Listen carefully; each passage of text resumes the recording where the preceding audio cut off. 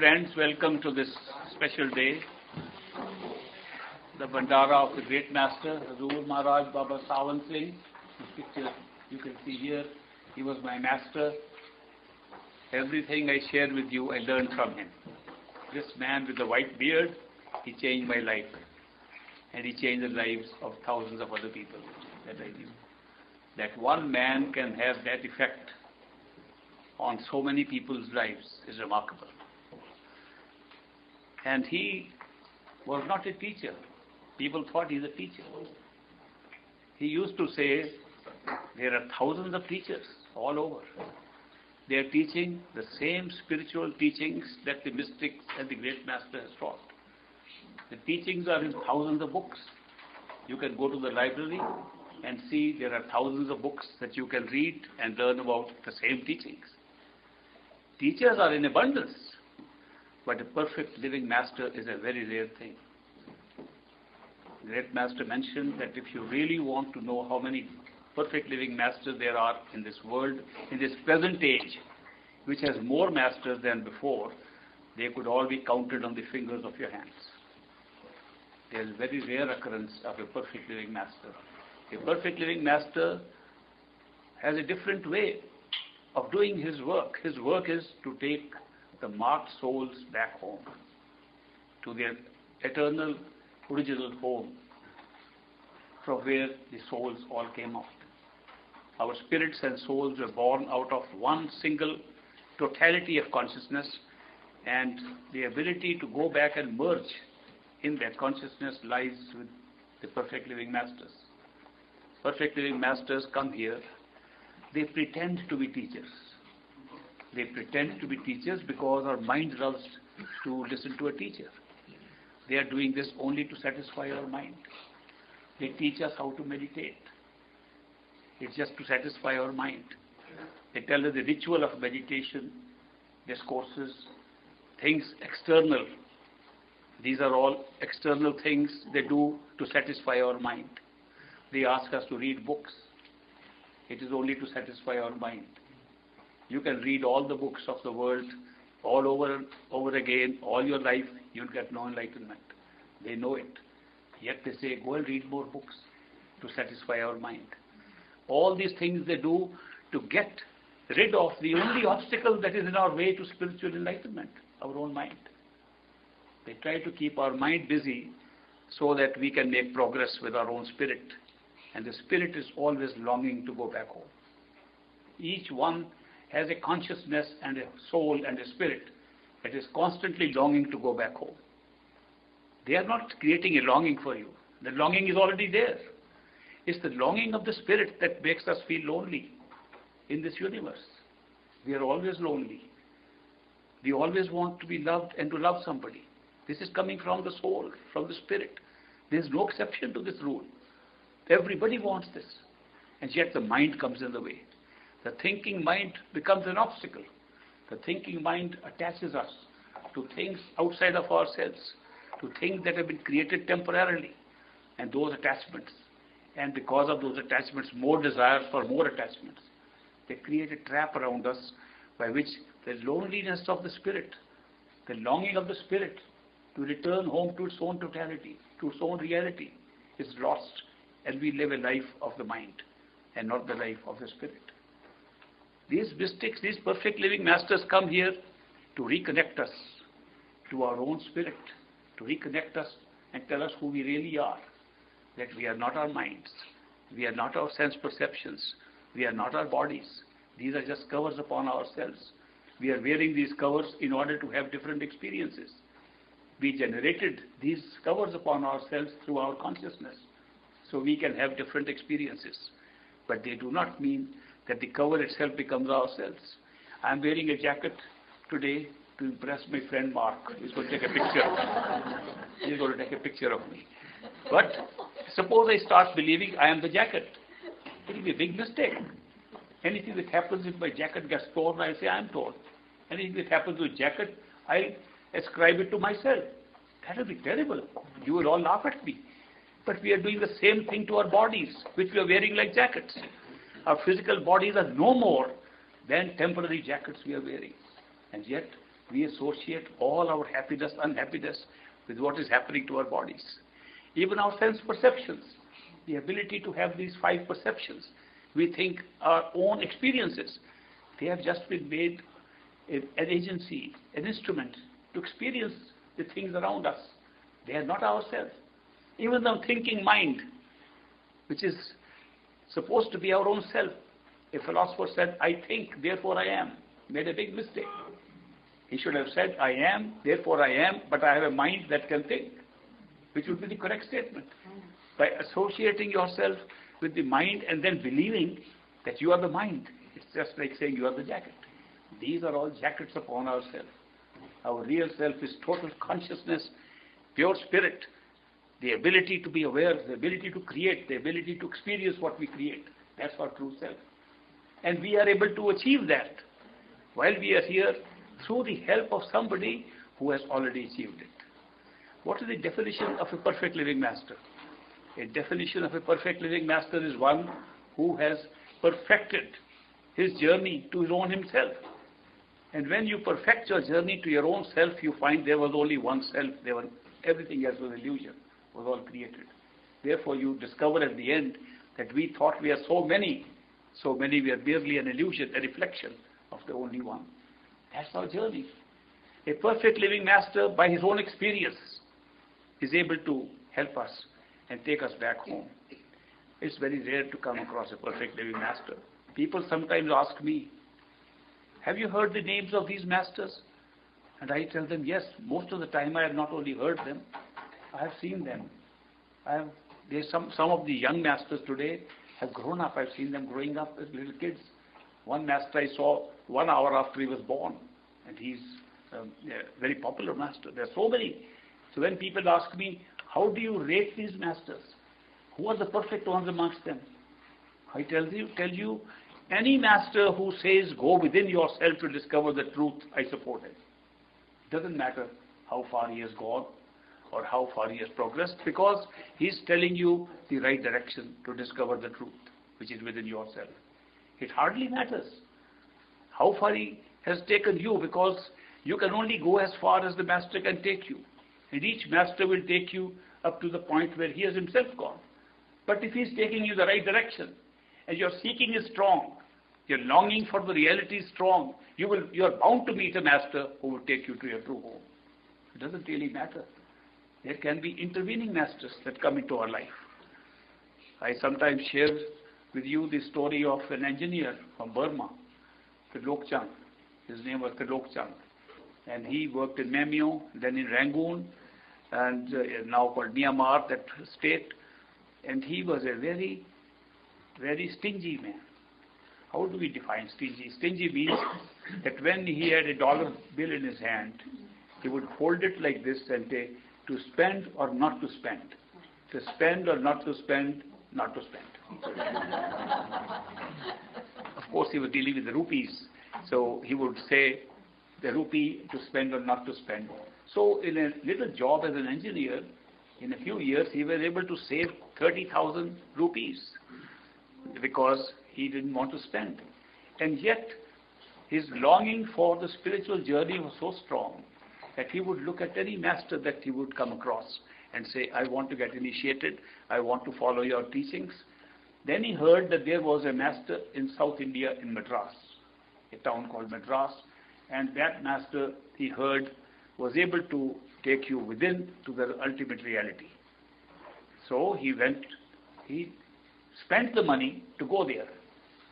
And he reached there, and the master was doing a certain kind of yoga, by which he was able to control the breathing the breathing techniques he had was that you breathe once in one nostril and once in the second one, and alternate like that.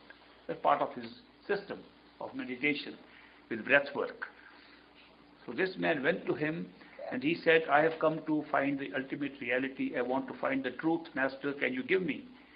He says, sure, I can give you, but you know the price you have to pay. Have you heard the story of King Janak? Now, King Janak's story everybody knew in India at that time. That King Janak was a very devout seeker, and he wanted to find, now I'm intervening in the middle, I'll come back to the Lokchand in a minute, but King Janak's story, some of you may not have heard, so I'm repeating it for you. That King Janak was a king in India who was a great seeker of truth, and he kept on telling his ministers, his advisors, I want to find a true master who can give me a knowledge of reality. But I want instant knowledge. I always pause at this time and say, he must have been an American in a past life. He wanted instant knowledge. Everything instant. So his ministers and advisors said, King Janak, you are born in a very good country which is full of masters and teachers, yogis, yogeshwars, brahmacharis, all kinds of people.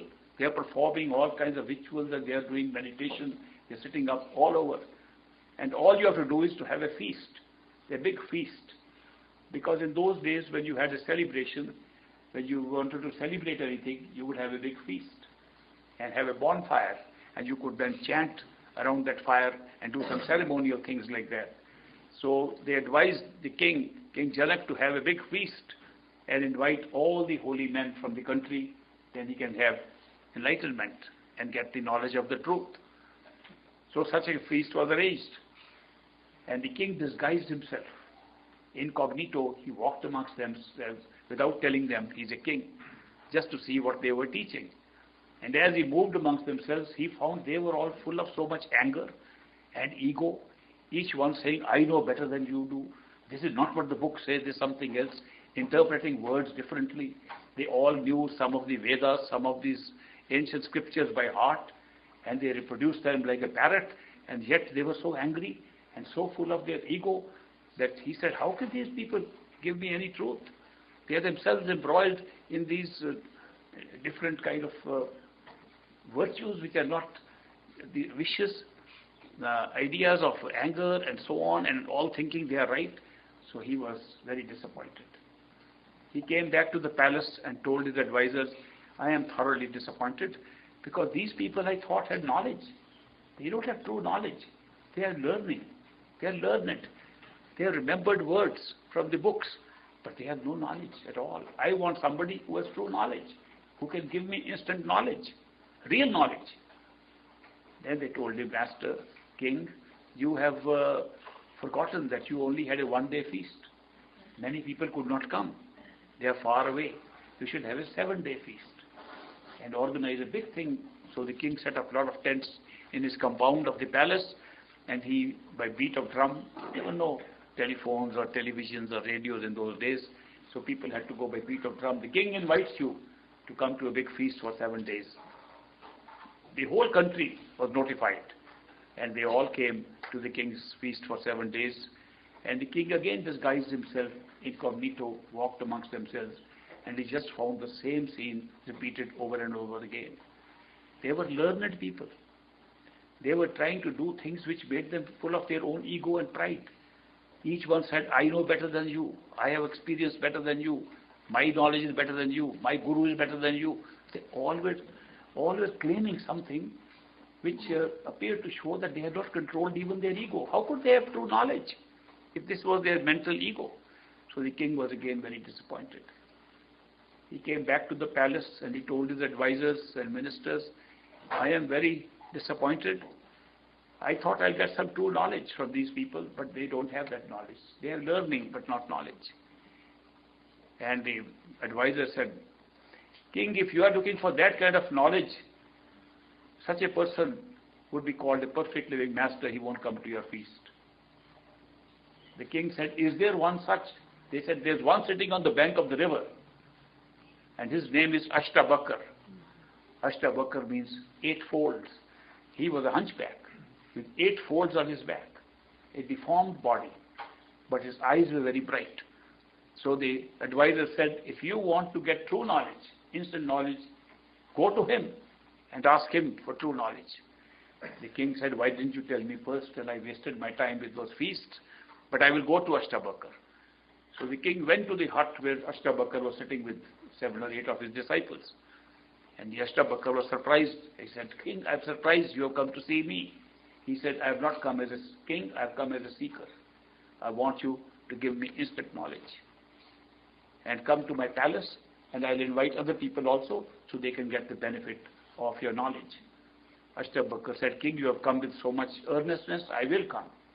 He agreed to come, and a date was set. On that date, the king invited all the nobility, all his relatives, to come and join him in the palace. The palace auditorium was full of all the royalty and nobility sitting there, and Ashtabakar arrived accompanied by his 7 or 8 disciples. And they took off their shoes, which was the custom at that time, near the door at the entrance. And as they walked through to the 2 chairs the king had placed on the dais there, one for himself and one for the master, as the Ashtabakar walked through, there was murmur in the audience when they saw a hunchback coming like that. And they said, this is the kind of person the king has invited to give us knowledge? How can that be? So they were giggling and murmuring and making some slight comments, not too complimentary, on the master who was walking. So the master reached there, the king got up and made him sit next to him. And Ashtabakar says, King Janak, what is the price of leather today? He said, Master, I thought you had come here to give us knowledge. What has the price of leather to do with this? And Ashtabakar said, but aren't all these leather merchants sitting here? No, Master, these are not leather merchants. They are nobility, royalty. They are my relatives. They are coming from neighboring states. They have come to listen to you to get some true knowledge. Ashtabakar said, but they were looking at my skin in such a way that I thought they might be merchants dealing with leather. Then the audience realized that this man has a sense of humor. So they kept quiet. He said, we listen to him. Ashtabakar said, King Janak, if you want true knowledge, you have to pay a price for it. King Janak said, Master, all my coffers are open to you. Whatever you want, I will give you. I'll pay any price to get true knowledge. The master said, I want 3 things. King Janak said, you can take 10. No, I want only 3. Yes, master. First, give me your body. 2, give me your wealth. 3, give me your mind. When you've given me these 3, I will give you instant knowledge. It was a very strange price tag. I'm sure the king must have been surprised, but he agreed. He was so keen to get true knowledge. So he said, Master, my body is yours. All my wealth is yours. Everything I own is yours. And my mind is also yours. And the master said, is this body sitting on this chair mine now? I can put it wherever I like. And the king said, yes, master. He said, why don't you get up from here, go and sit on my shoes, which I left at the doorstep when I came into the hall. And it was a little strange order, but the king got up. He had said, I have given the body to the master. He has the right to ask me to sit anywhere he likes. So the king got up and began to walk toward the shoes. Then the audience was really upset. He said, what kind of knowledge is this being shared by this hunchback who has come here, telling the king to sit on the shoes? So they got more angry. They began to murmur again, and there was rumble going on. And the king thought to himself, see how these people don't know what I'm looking for. They only know about my palaces and my wealth, and that is why they are doing this. When this thought came to him, Ashtabakar shouted from the stage, King, you have no business to think of your wealth and the palaces. You already given them to me. And the king said, oh my God, I forgot. I had given my wealth to this man. At that time, Ashtabakar shouted, King, you have no business to say what you forgot or not forgot. You have even given your mind to me. And the king held his hands up, put his hands on his head, and like this he said, I can't even think. And at that time, when he was sitting like this, enlightenment came and light came. And the Ashtabakar said, King, no, don't have to go to the shoes, come back. And he came back. And he said, did you get knowledge? He said, yes, master. You wanted instant knowledge. What's your definition of an instant? The king had specified an instant for him means when he goes on horseback and he puts his foot in the stirrup. What is it? Stirrup. And then comes on the saddle. That's an instant. He said, did you get your knowledge in an instant? He said it was in less than an instant that he got the knowledge. And Ashtabakar said, King, what you got today was a sampling of what lies within. Now you meditate for 20 years, you'll get it again back. This example was quoted by that Madras Swami, that holy man, to Trilok Chand the engineer. And he said, you have to give me the same price. Give me your body, give me your wealth, and give me your mind. And that man who used to think 3 times whether I should spend a rupee or not, and then put the rupee back in his pocket, was willing to give him all his wealth and his body and his mind. He said, I will follow King Janak's example, and you are my Ashtabakar, and I give you all these. He said, let's start with the body now. Do you know my system of meditation requires that you breathe alternately from one nostril to the other, then alternately. It's very essential to rotate the breathing from one nostril to another. And you are not supposed to use your hands. You can't do like this, because if you do like this, all the attention will go in your hands. You have to withdraw your attention within. And to withdraw the attention within, you must use a system within yourself. And therefore use your tongue. Push your tongue back, so that within the inside from the tongue, you block one nostril, then you block the other nostril. And since the tongue is attached with tendons below, it doesn't turn backwards. I will cut those tendons myself. He said, I got it done. And the yogi, that holy man, opened his mouth and stretched out his tongue almost like a snake. And he said, I can turn it around. And he explained how it was done. And he said, to make it a real sacrifice, I will not do a surgical operation and cut them. I will sandpaper it. Oh my God. And to make it more painful, instead of sandpaper, I will use a nettle plant. You know nettle rash? That hurts so bad. He said, I will use it. I'll take a month to do it. Such a torture. Do you know that man, Trilok Chand, underwent that torture for 1 month. And then his tongue was loosened, and he was able to do the same thing his master was able to do, to breathe alternately. Of course, if I had been there instead of Trilok Chand, I would have said, Master, if by using my hands, my attention is going to the hands, won't my attention remain in the tongue if I keep using my tongue? But Trilok Chand didn't think like that. He never went to Harvard University. He never got acquainted with intellectuals. Anyway, Trilok Chand then, of course, he was taught further meditation. But he could see the lights inside, he could see colors inside, he could see that he was lifted up from his body, but he could not go any further. So he told the master, Master, I have done all that you told me, but I can't go any further. He said, that's all I can teach you. To get anything further, you have to seek a master who goes beyond this. So disappointed, Trilok Chand left. And eventually, because his seeking was strong, he did meet the great master. And great master initiated him. And he made great progress. He was one of the very advanced Satsangis of great master. And I remember one day my dad and I were sitting with Trilok Chand in his little company of great master in an evening. And Trilok Chand said, Master, had I known that I would have to come to you for my real knowledge, I would not have given those 30,000 rupees to that Swami. So his mind was still on the 30,000 rupees. Great master laughed and said, Trilok Chand, you don't know. The day you arrived and saw me, I transferred those 30,000 rupees to my account. Then great master explained. He says, no effort goes waste on the spiritual path.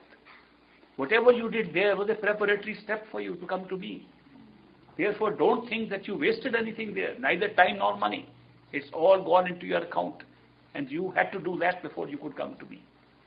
So this is a teaching that great master shared, that when we come across so many teachers, we start our life as infants with our mothers. They teach us. We meet other people. We meet school teachers. We meet teachers in church. We meet teachers in places that we go for training, for exposure. All those are steps on the spiritual path. Nothing is amiss. We should not feel that we did not find a perfect living master, therefore we are not on the spiritual path. If your seeking is strong, if you are fed up with the experience you are having here, and you say to yourself, this is not my place, I want to go to what truly belongs to me, you will find a perfect living master. Indeed, you won't know how to find him. Therefore, fortunately for us, the perfect living master will find you. That's what they say in India. When the chela is ready, the guru appears. They don't say that when a chela is ready, when a disciple is ready, he can find a guru. He says when he's ready, the guru appears. How does he appear? He appears through coincidence, chance meetings, chance knowledge, transferred by one or the other, strange little happenings, strange conversation with a person, strange opening of a book, strange telephone call, strange sign on a road sign while driving. Anything can happen and lead you to a perfect living master. And then you will never be able to recognize a perfect living master. Because a perfect living master does not say he is a master. He does not even act like a master. If you want to talk to a perfect living master and say, are you a master? He'll say, no. I am a servant of my own master. Great master was asked several times, are you a master? He said, not at all. He said, did Guru Nanak, who's the first master of the Sikh community, on whose name the whole Guru Granth Sahib, the holy book, has written, and every 10 masters who were written in the recorded in that, each one called themselves a servant of Nanak, and Nanak himself called himself Nanak Das, a servant of the Lord. None of them ever claimed. No master has ever claimed. Of course, if it's not a perfect living master, then the ego comes in and they like to claim. Perfect living masters don't need to claim. Why should they?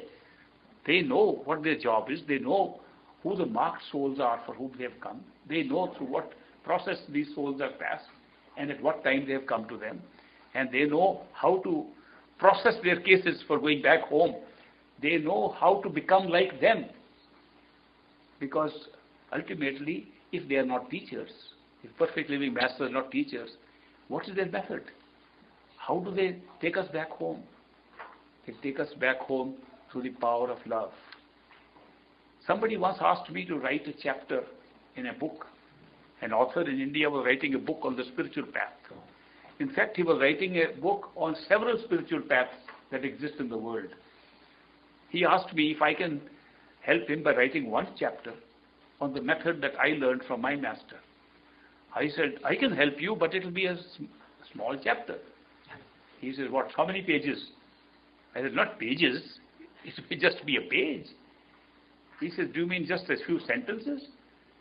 I said, they'll be very short sentences. Even it will be one sentence? I said, even less. Will it be just one? I said, maybe one word. At the most two. And what is that one word you're talking about which represents the whole of the spiritual path? One word is love. If you want to make it two, it's called love and devotion. That's the whole path. We don't realize that the rest is all for our mind. These perfect living masters, they drag us to themselves through the power of love. That's ultimately the love pulls us, because love does not originate in the mind. Love does not originate in the senses. Love does not originate in the body. It originates from our spirit. It's a function of the soul. It's not a function of the mind or the body or the senses. Therefore, they go to the source. And since the source is the soul, the spirit, and love comes from there. Even now when you have experience of love, even as all these covers around you, it's still coming from your soul. So the soul is what is your reality. So before you can discover your home, true home, you discover who you are. If you know you are the soul, the spirit, the consciousness per se, without thoughts, without mind, without senses, without the body, if that is your reality, that's a starting point of the spiritual journey. Great Master used to say that the Pinda region, which means the physical region, is only a short experience for us here. The Anda region, which is the egg region, or the region which creates the Pinda region, or which creates the reflection called the Pinda region, itself has a longer duration, but it only gives us more sensory experiences. It does not give us physical experiences, still gives us a lot of sensory experiences. The causal region, the Karan region, which is the cause of everything, is only the home of the mind. The universal mind creates individuated minds, and all concepts are born there. They get translated into ideas. Ideas are translated into perceptions and so on. But these are all tools for experience. They don't represent us, our true reality. Our reality is beyond this Pinda and causal Karan, where Brahma, the creator, resides. Even Brahman, the ultimate creator of all these three regions, he's just serving as an instrument to create experiences for us. That's not where we belong. That's not even the spiritual path. That's the path of understanding creation. Great Master said his path starts from Parbrahm, beyond the mind, and ends in Sachkhand, our true home. He said, unless you first discover who you are, that you are the spirit, and your home is the spiritual totality of consciousness. If you don't go that far, you're not on a spiritual path really. You're only moving around in different parts of creation. So his path was very clear. And he said the best way to pull you there is with your own power of love. So what the masters do is that they teach you things to keep the mind busy. You fall in love with them for one simple reason. Because a perfect living master's love is so different from the worldly love we experience. The difference is in the unconditional nature of that love. They are never judgmental. There is never any judgment coming into how they express their love for you. The love is for you whether you are good or bad. They are not judging anything. They are in great compassion, knowing you are trapped by your own mind. You're trapped with your own karma, with your own actions and reactions to that. They understand it. They are full of love and compassion for your state in which you are. Therefore, they give you unconditional love. Unconditional love from somebody who, if you get initiated, becomes a permanent friend, obviously changes your life. I remember a story I shared earlier. I was in my teens when Great Master decided to visit Karachi. Karachi, today in Pakistan, a port town. My uncle used to work there as a meteorologist, weatherman, and he invited Great Master to come and spend a few days in his home. The Master agreed, so we all went in the train. So it was a nice ride with the Great Master to Karachi, and there used to be a Swami there, a Swami Brahmanandji, who used to wear orange-colored, saffron-colored robes, and he had a very nice cap sometimes. Sometimes he would just wear nice black hair, and he used to have a muffler around his neck, also saffron-colored. His robes were nice. He was a little dark-skinned, but he looked very bright-eyed, and he used to hold on to his muffler and walk with his style. So he had a great style about himself. He used to teach certain kind of yogic meditation, but he was also a great Ayurved. That means he used to practice Ayurvedic medicine. My uncle and my aunt, they used to be his patients for Ayurvedic medicines. When they heard that Great Masters agreed to come to Karachi, they told the Swami, Swamiji, our master is coming from Punjab, from the Dera, and we would like you to meet him. And the Swamiji said, just bring him, I will bless him. That's not what they intended. But they couldn't say anything to the Swami that we want you to be blessed. Because the Swami himself knew that he can bless anybody who comes to him. So they found out via media. The via media they found was that Great Master is going to stay in our house, and we'll invite the Swami for lunch, and we have a love seat there in our house, a little sofa with 2 seats, and we'll put them on that sofa, they can meet each other. So the Swami agreed to come for lunch, and the Swami was there in his great regal style, and they said, please sit down here. The Swami sat down on the love seat, and Great Master was getting ready in his bedroom. They invited Great Master, lunch is ready, so he came out. He said, Master, come sit down. So Master sat down next to the Swami, and then my aunt said, Master, this is the Swamiji that we have been talking to you about, who gives us Ayurvedic medicines. And Great Master folded his hands like this and said, Namaskar, Swamiji. And Swamiji raised his hand like this on his head and said, I bless you. I watched the scene. I was there. We all watched the scene. He said, what's going on here? Who is the master? Who is the disciple? But after a little while, the Great Master began to talk to the Swamiji. He says, Swamiji, isn't it a pity that all the Swamis are now trapped in the 6 chakras, the 6 centers below the eyes? And they have no idea about the 18 centers that lie in the body. The 12 centers above are unknown to them. The Swami turned to him. He said, Master, I never heard of this 18 chakras. I heard of 6, or at the most 7. But where are these 18 chakras lying? He said, don't you know, these 6 chakras are the Pinda, physical chakras. Then there are other 6 chakras of Anda and Brahmanda. And the 6 chakras beyond that into Sachkhanda, which is our true home. Have you never explored them? He said, Master, never even heard of them. Can you explain little more details? He said, if you want more details, you come to the Dera. And then I'll talk to you more about it. Now this was very intriguing for the Swami. He said, there is something going on here which I don't know. The Master left the Dera after his visit, and the Swami could not contain himself, and he said, I have to go to the Dera. He told all his disciples, I am winding up my ashram here, and I am going to the Dera where that Master came from, and I want you, if you want to come, you come there, otherwise you can go to any Master you like, any yogi, any Ayurvedic professional. I am not going to be here anymore. So that Swami Brahmanandji arrived in the Dera. When Great Master heard that Swamiji has arrived, he said Swamiji should be given the best suite in the guest house. He should be treated like royalty. There should be some attendants always looking after him. And the Swami with his patka, he called it patka, that muffler, with his patka would walk with great pride in the Dera, and we saw him. And Great Masters instructed, if the Swamiji wants to see me, my doors are open to him 24 hours. He can come at any time and I should be awakened if I am sleeping. So the Swamiji, to test whether the Great Master was genuine or not, he would come at 12 midnight, 1 o'clock a.m. Say, I want to see the Master. And by Master's instructions, he was allowed to go in. And the doors were open, Master was awakened. He said, Swamiji, welcome. What can I do for you?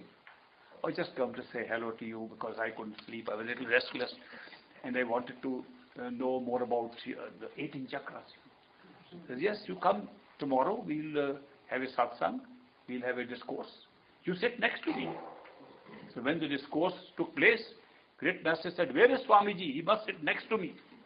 So Swamiji came. He was put on that pedestal because there used to be a high stage where the Great Master used to speak from. So he put the Swamiji next to him and was telling the whole audience, these Swamis, these yogis, they know nothing about the truth. They are all confined to the 6 chakras of the Pinda. And the Swami would turn like this and look at him.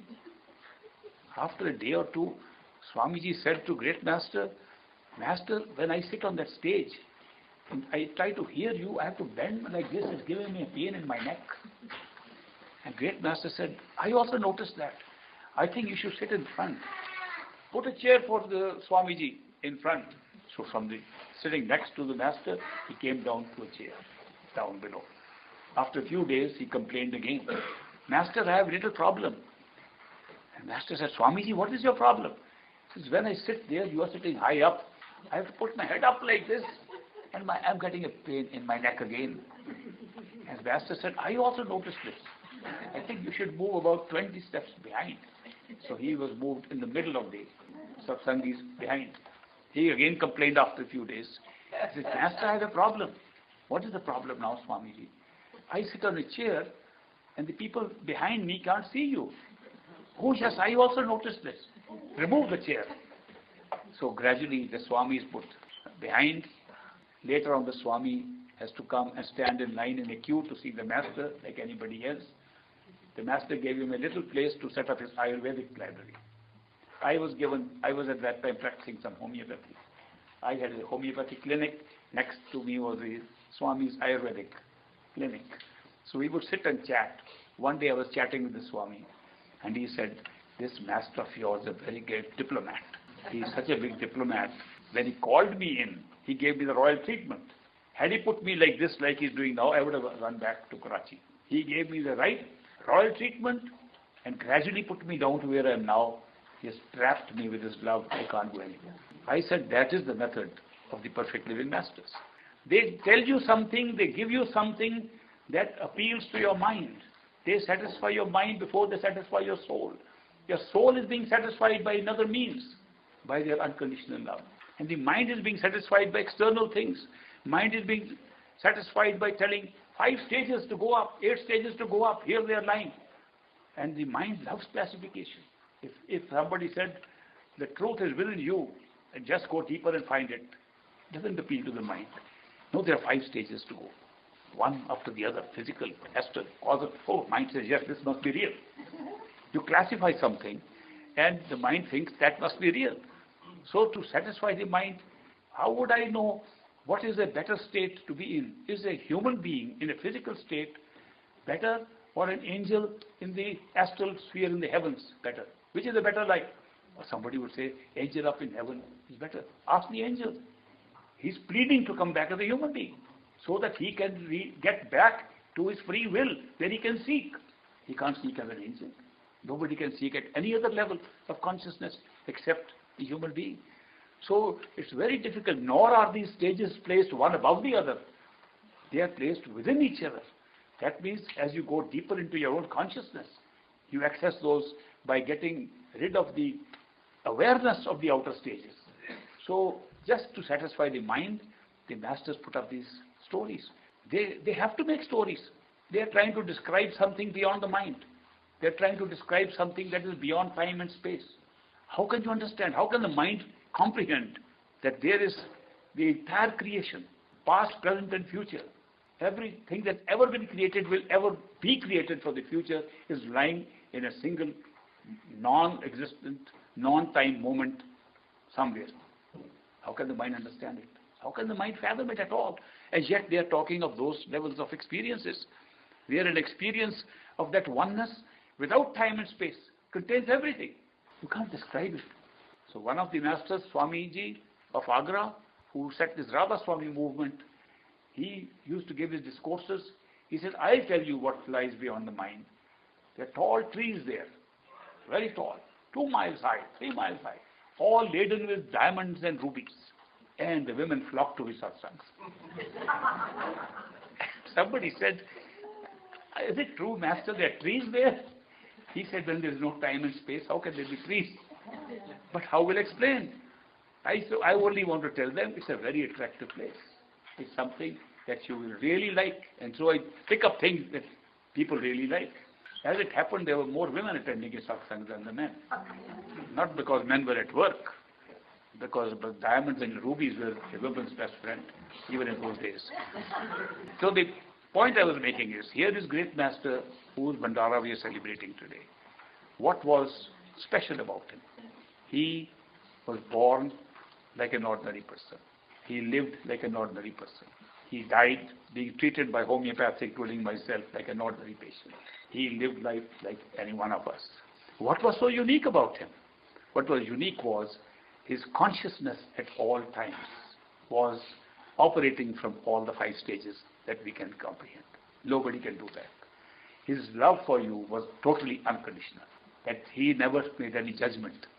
And he worked with you almost as if he was like you. If you were with a child, he was like a child. Because I have seen him as a child. I have seen him as a grown-up. I have seen him I did some political work. He was a politician.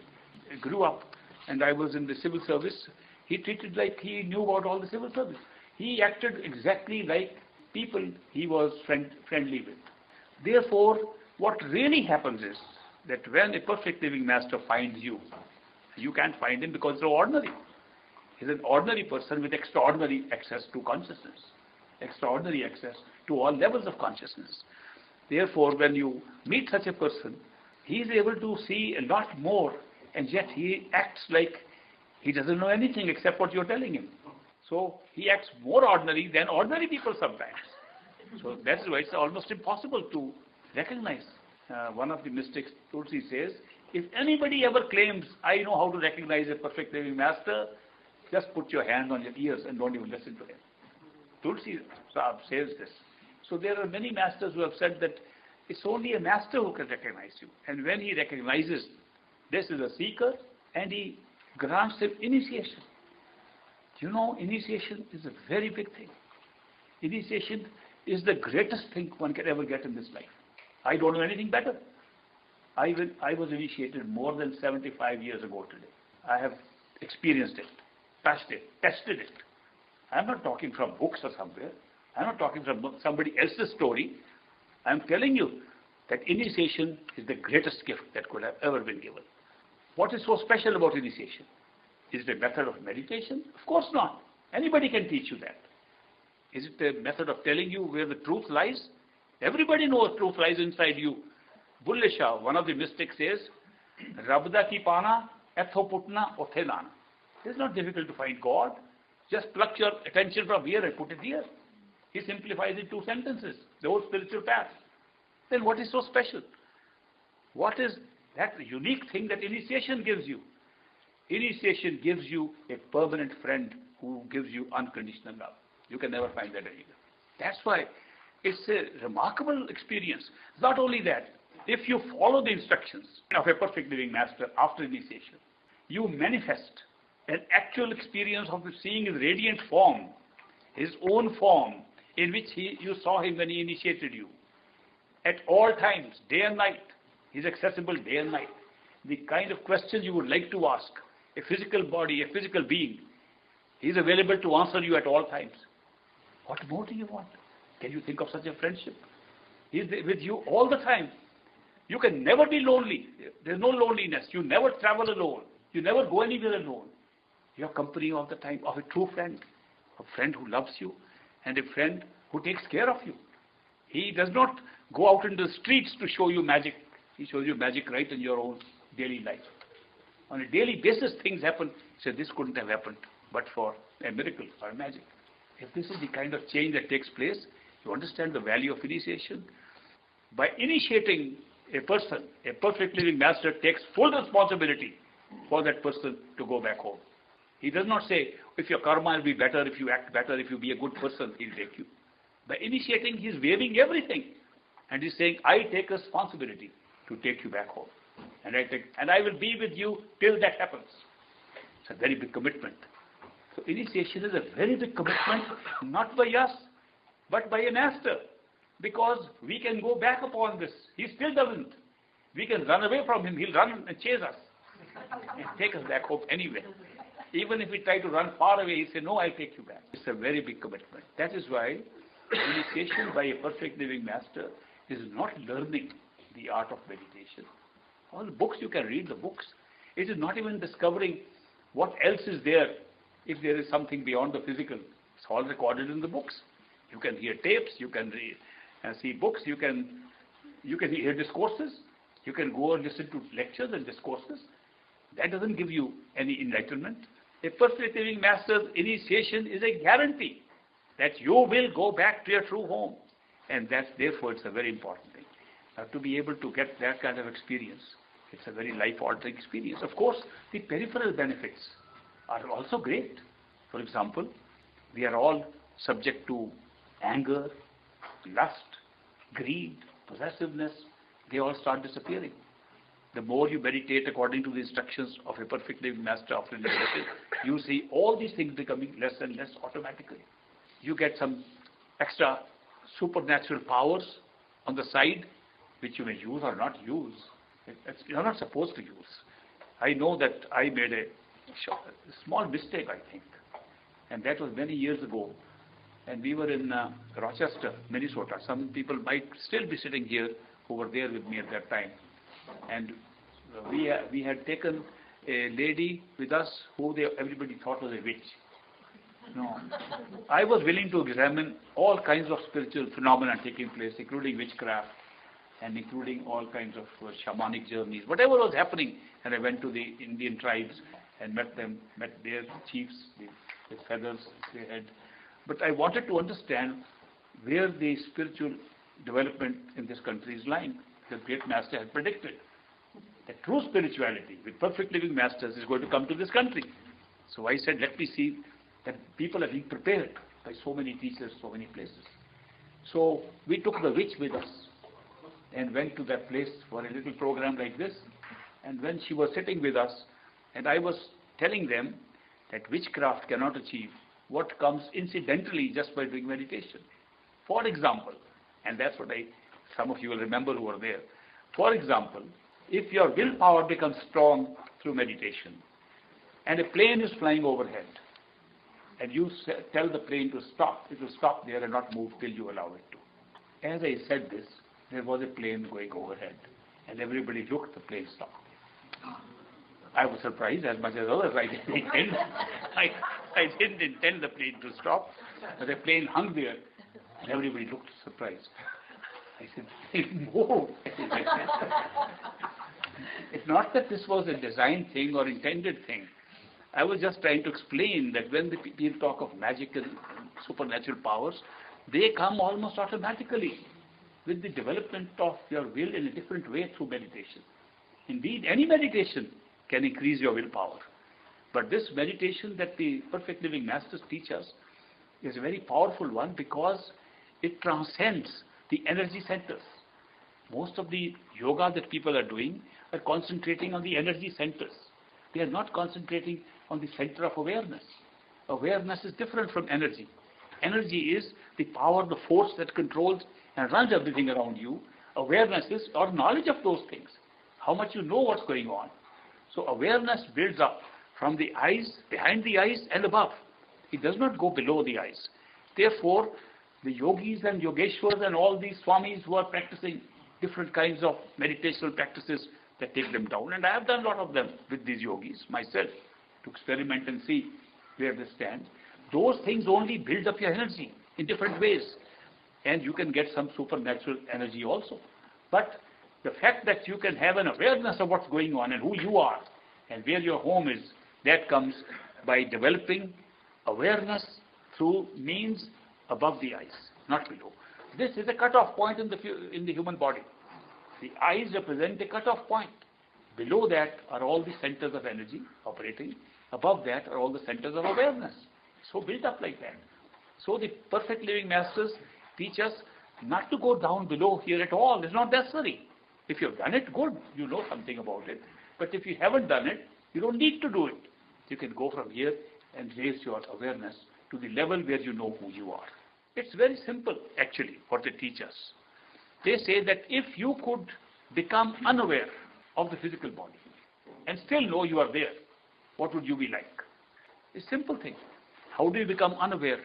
We become unaware of ourselves because we have the great gift of the power of attention. You know what attention is. You can put your attention concentrates your awareness into a single area where you put your attention. Therefore, this power that you can withdraw awareness from one area and put it in another area is called the use of attention. When you read a book attentively, you're putting your attention on that. You don't know what's happening on one side or the other. If you put your attention on one thing, you are able to wipe out the awareness of other things. If you go to an orchestra, all the instruments are playing there. You say, I like the drums and I want to hear the drums only. Concentrate on the drums. Drums become louder and every other instrument becomes weaker. Not that they have changed their tones, they have changed their volume. It's your attention that's picking up on one thing or the other. This power of human attention to pick on one thing and be unaware of the others is the only method they use in their meditational system, which is put your attention behind the eyes from where it is flowing, which means withdraw your attention back to where you are conscious from. What happens? If you withdraw your attention for a sufficient time, you become unaware of what is happening around you. You're concentrating on what is happening inside you. All the images you create, all the experiences you are creating are inside your head. As you stay there longer and longer, you become unaware where your hands and feet are. Eventually, you don't know where your legs are, where your torso is, where your body is. This is like dying. That's why some of the mystics have called this dying while living. You're still alive, but you're not aware of your body. What happens when you totally ignore your body, are unaware of your body? Then what happens? You discover you are still there. You see better than you could see with your eyes here. What eyes are seeing then? There are eyes that open up, that can see the colors much better. They become brighter. Everything looks brighter. All sense perceptions heighten up. So you are not dead at all. You are not even unaware of the body. You opened up a new body. That new body which has all the sense perceptions intact and more enhanced is our own self. It's our own astral body. But you can do the same thing again of concentrating behind the eyes of the astral body, and ignore that there is an astral body of sense perceptions, and you reach another stage where you find you are not a defined body at all. You are just consciousness with the ability to think, conceptualize, absorb things at once. It's an actual experience you have. Therefore, what have you done? You just pulled your attention away from the physical body and now also from the astral body. In the same way, you can still continue to go deeper into your own self from where attention is flowing. Attention is constantly flowing from the source of consciousness, nowhere else. The more you move towards your consciousness, you even forget that you have thinking processes. They're left behind. You leave the mind behind. You can go further up to your true spirit, and you find that love, intuition, beauty, instant knowledge were built into your system. They didn't have to be acquired. They never had to be learned. That's your truth. That's yourself. Therefore, when you discover who you are, you're able to discover who your creator is. Your creator is your own totality. So the journey really starts from there. The method is simple. The method of meditation is simply a use, a manipulative use, if you might permit me to say so, of your own attention. That your attention is used to make some things aware, some things unaware. And that is how you find the truth. The system that takes you through this is not a difficult one to understand.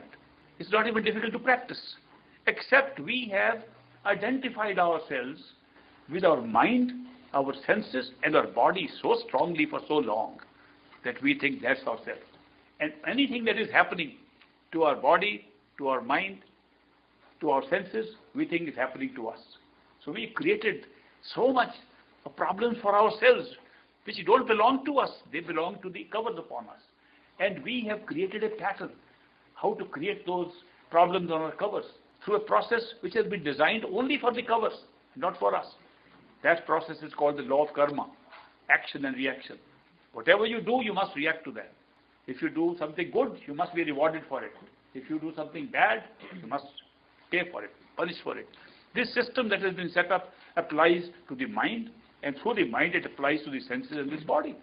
It has nothing to do with yourself, nothing to do with the soul. The soul has never undergone any karma. The soul has no karma at all. Just by identifying with the mind, we are going through karma. And people think karma is so relentless. Of course it is. It's only for our mind. The mind creates it, the mind bears it, and the mind ends it. It's nothing to do with the soul. And our true nature, our true self is the soul. So to discover this reality through simple process, it's not easy because of the long duration of misidentification of ourself with the covers, the body, the senses, and the mind. The masters pull us from within to our true self. And what really triggers that pull inside is the love of the master. The love of the master awakens our love. And we slowly begin to feel that there is something pulling us.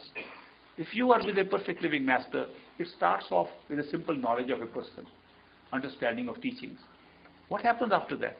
Happens the same thing that happened to Swami Brahmanand. You get trapped in his love. I remember I was invited to talk at Spiritual Frontiers Fellowship, the East Coast once. And I saw two women, and they were hanging upside down on a tree. Of course, they became very good friends of mine. One of them has passed away. The other is still living in Chicago. But I talked to them, why are you upside down? Your life is upside down. Some remark like that I made. And they were very tickled by that remark. But then later on, when they said that his remark triggered a feeling of love and devotion in us which we had never experienced before. They said, this is the way this all seems to work. We get trapped.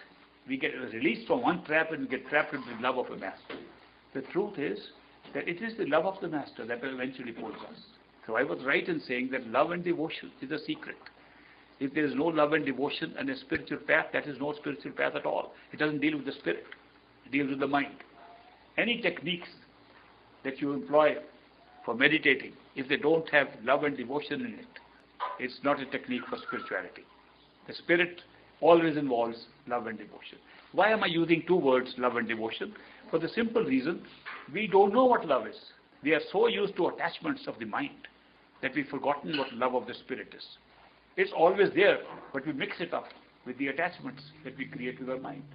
The attachments are created by our desires and our pleasures and our desire to have more of that And then again and again, as more attachments take place, we think we're loving everybody, we're loving things, we're loving events, we're loving people. We are attached to them. If you had love for them, it would be so unconditional. It would put your ego far away behind. But when you are attached, your ego is right in front saying, I love you, I do this. Do you notice how many people around you always say, I love you? Sometimes I feel they say so many times, do they really mean it? Does it really need to be said so many times? That people say it again, that you love me. And if the other person happened to say, but I hate you, then they say, I also hate you then. What happened to that love? This word love is being floated around all over. It has no meaning. That's why we really don't know love unless we experience love from somebody whose love is unconditional. And there is no greater experience of an unconditional love than from a perfect living master. I can tell you that from experience. There is no greater unconditional love of a richest quality than that which comes from a perfect living master. How do we respond to that? We don't even know how to respond love with love. Therefore, when we want to please one who's showering love on us, we call that devotion. So that is why the terms love and devotion are used. Love comes from the master, and our response to it, to please him and do what he's saying, is our devotion to the master. Love and devotion is the secret of this path. This man taught me this. It's taken me 75 years to verify everything he said. But today I can tell you, yes, he was right, that the true spiritual path is one of love and devotion. And therefore, if you get the great benefit of initiation by a perfect living master, the deal is done.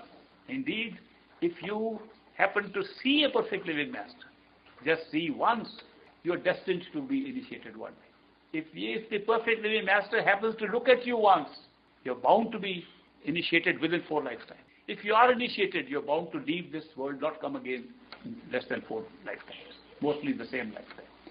These are strange guarantees that have been given, and they are all being enforced. So that is why it's a very big thing to be initiated by a perfect living master. I celebrate this Bhandara today, the abundance, because the grace of the great master, who is now not in the physical body, he is now in his radiant form.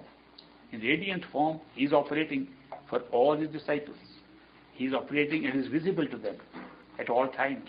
He is visible to them, and because of those people, he is affecting all those who are seeing that person. So that is why you are all specially blessed today by great master, and I vouch for it. This is what's going on. That's why I congratulate all of you who have joined me today to celebrate this Bhandara of great master. I want you to enjoy the food also that is going to be served. And there are some people who like to apply for initiation. I want to tell you at this time that I do all this work as a servant of great master. People sometimes ask me, are you a master? And I say, do I look like one?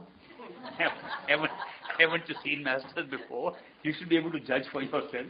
No, I am only a servant of the great master, and I do everything under his direction, constant direction, instruction, as given all the time, 24 hours. Not that I say, Master, give me a list of instructions, I'll carry it out. Not like that. Initiation, I call it the initiation of the great master, because the great master approves within my knowledge any candidate who asks for initiation. And therefore, without that approval, I do nothing. But once approved, not only I stand behind that person, great master himself stands behind that person. Therefore, it's a double benefit that you can always know that not only I am standing behind you as a permanent friend forever, there's another bigger power than me, who's the real master, the real great master. He stands behind you too. But some people say, you are very choosy about who to initiate. I say, why are you blaming me? Blame this guy. They say, we can go to other master, just fill up a little application and put up a little slip and we get initiated. Good. Get it. Why miss it? Whatever you can get, you should get it. And then, if you haven't made enough progress and you have to go beyond a certain point, you will automatically be found by a perfect living master. Don't worry about it. There's no reason to worry about anything. I have come to the conclusion that worry does not help anything. On a church, I read in St. John's Church in Rochester, I read outside written, worry is praying for failure. I think they were right. Worry doesn't solve any problem. Yes, you can be concerned about something that you have to do. Do your best. Leave the rest. You can't do more than your best. Nobody can. Therefore, do your best and don't worry. Worry does not help you to do anything. So therefore, even on the spiritual path, don't worry about it. Do your best and leave the rest. And if you are initiated, you are really in very good hands. I can tell you this. There is nothing greater than that, and that I tell you from experience. Also, I have been advised this morning that the weather not good, the land where we were going to do the mitti seva, dirt seva, appears to be too wet. So on Huey's recommendation, we have cancelled that program for tomorrow morning, Monday morning. So those who were planning to go there, we will not have that. They can do anything else of any other physical seva. I do want that we should all practice all kinds of seva. Money seva, people are doing just writing checks and giving. That also, if you want, we have tomorrow evening when the prasad comes. When the prasad, that means food that we will have blessed by great masters, blessings on the food. At that time, if anybody wants to give a money seva, we'll give the receipts to a non-profit organization. I have told the organizers of this Isha, which sets up these programs, that this is a non-profit organization. Any work I do or any one of the volunteers do is totally voluntary and nothing is charged for that. There never will be any charge for any spiritual work. I sometimes go to the university or other places and they give me a check for doing that work. If during my talk on economics, on economic development, on investment strategies, if I happen to talk on a spiritual matter, even one sentence in the middle, I return the check. I don't accept it. Because that is great master's teaching. That the perfect living masters have never charged for spiritual services. Never. But for other things, yes. If you have a business and I am working on a business, yes, surely you can make money in a business. You can make elsewhere. But for spiritual work, no. It's a voluntary thing. That is why I have instructed the people who run this organization that even the books and tapes they used to sell and put a little high price to cover costs and so on. I've told them to sell it at no profit at all. Only cover the cost of producing that. Because they still need the money to run the organization. Then it comes from purely voluntary donations, like in Great Master's time. The Great Master would sit and people would donate, and he recommended, he suggested, you can give 1/10 of your net income to charity, any charity, to give it to this or to any other charity. It's a good thing to give 1/10 of your net income to charity. Give 1/10 of your time to meditation. It's 24 hours, 1/10 is about 2.5 hours. Give 2.5 hours of your time to meditation. Keep this 1/10 formula in mind and then work on that, but don't have to worry about anything. This organization pays for my travels, pays for one of my telephones. I keep two, one for private conversation. Most of my friends use the private conversation. But they pay for a telephone. They pay for an email, a computer on which I respond to you. Last time when you came here, I could not see many of you who had asked for interviews because the list was very long. I have a long list today also with me. But those who could not see, about 15 or 16 people could not see, I promised that they will be placed ahead of all others the next time we meet. So they have been placed ahead of all others in the interview list. So after meeting those lists, then I will meet those who have never had an interview with me before. That's the order of priority we have set up. And then we'll go with the rest. If some are left over, they'll be put ahead in the list next time. But I understand that an interview one-on-one is very meaningful for us. I remember because I used to ask for interview when I had nothing to ask. I used to just ask for interview just to have the opportunity of being face-to-face with the great master, just face-to-face for a few minutes. It meant so much.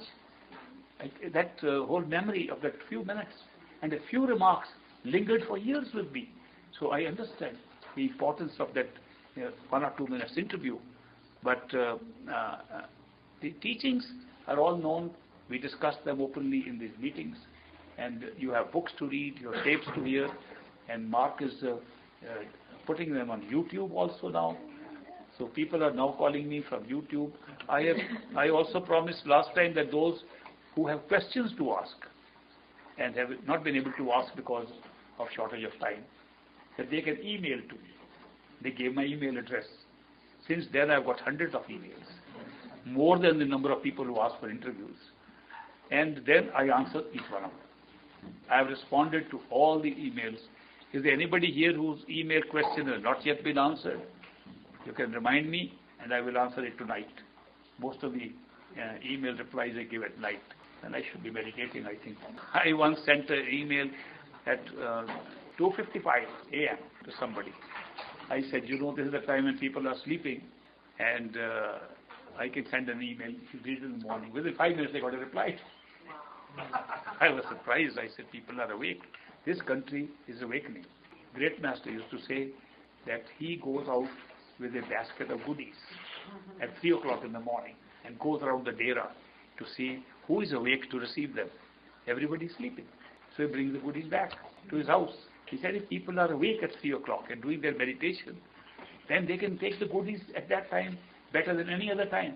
But we would be sleeping. And in the summertime, we used to sleep on little cots, small little cots, which could be moved outside in the open. Because it was hot, there was no air conditioning there, the hot weather, but the cool breeze at night was good, so we used to sleep outside. At 3 o'clock, the Great Master would come with his cane, like that, and would nudge us, wake up, 3 o'clock. Oh, Master, yes, we would get up at once. And then we would try to sit up and meditate. And then keep one eye on the Master. As he would turn the corner, he'd go to sleep again. And he would come back. I haven't gone yet.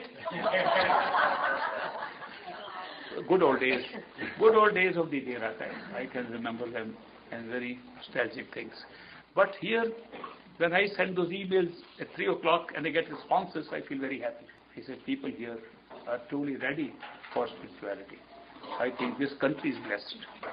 I think people who are on the spiritual path in whatever way, in whatever path they are following, are blessed, because they will definitely, if they are true seekers, they are going to be taken home by a perfect living Master one day or the other. It's as simple as that. You, of course, are all very lucky, very blessed,